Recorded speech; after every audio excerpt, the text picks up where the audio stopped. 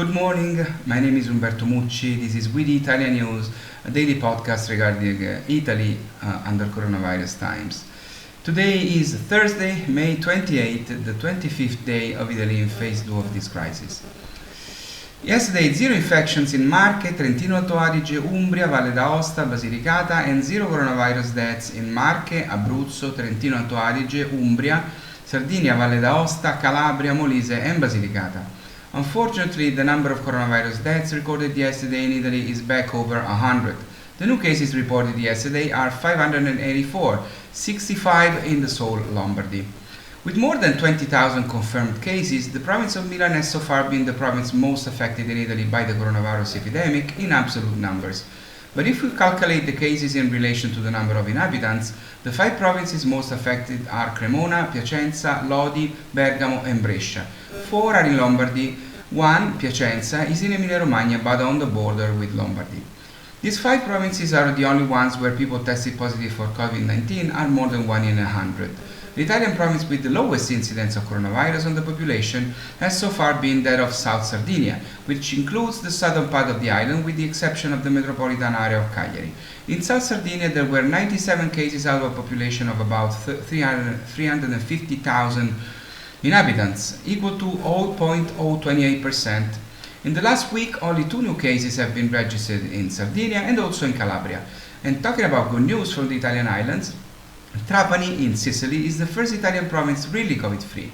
After 28 days without new infections, the objective required by the World Health Organization, namely 2 entire cycles of the incubation of the virus for 14 days to declare the epidemic extinct, Trapani achieved the goal of being coronavirus free. A goal that today should also be reached by the province of Crotone in Calabria. But Sicily and Calabria are divided on the reopening to the other regions. The governor of Sicily will wait at least until June 7, but perhaps even longer before reopening to Italian some regions that still have a certain level of contagion. While the governor of Calabria today said that she welcomes all Italians in her land, where the only risk they run, she says, is to gain weight for the many Calabrese culinary excellencies. Finally, both Sardinia and Sicily yesterday saw the Frecce Tricolori fly over the regional capitals, Cagliari and Palermo, in the tour of Italy that they are making on the occasion of the celebration for next June 2nd. Look for the videos on our social channels, they are exciting. An analysis by Coldiretti, the association representing Italian agricultural entrepreneurs, says that there is a boom in made in Italy pasta that uses only national wheat. The market of patriotic foods is in great expansion and now affects 25% of all foods on supermarket shelves with flags, symbols, writings and names that recall Italy. According to the survey with the coronavirus emergency, 82% of Italians are looking on the shelves for made in Italy products to support the economy and the work of the territory. Italy is the country with the highest consumption of pasta in the world, with a quantity of 23.5 kilograms each every year. 1 Italian every 3 every day eats pasta. The United States is in 6th place with 8.8 kilograms each. 1 kilogram is equivalent to 2.2 pounds. Italy is also first in Europe and second in the world in the production of the durum wheat destined for pasta.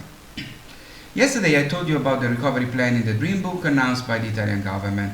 More substance as the recovery plan announced yesterday by the European Commission to relaunch the economy of a continent following the serious crisis induced by coronavirus.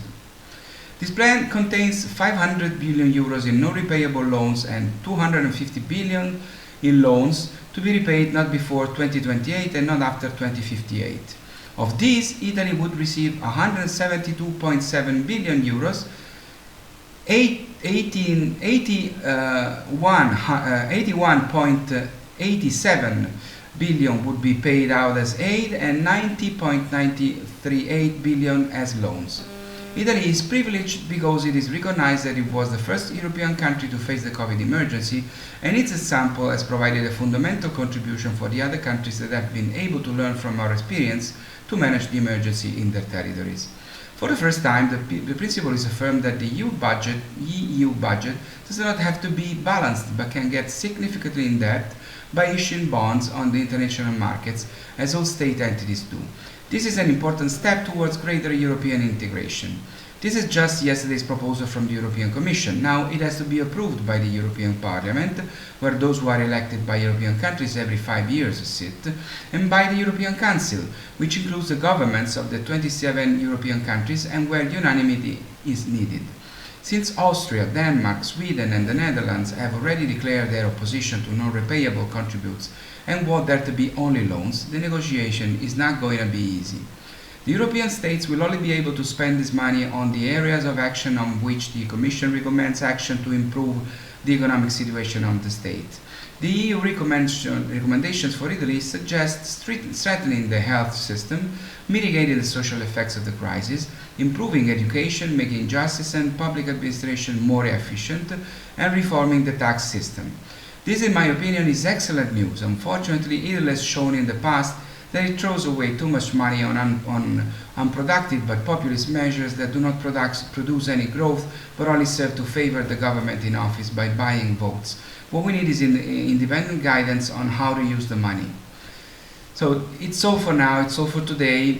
We the Italian News by Umberto Mucci is coming back tomorrow. Please stay healthy, stay safe and take care of yourselves. Ciao from Rome.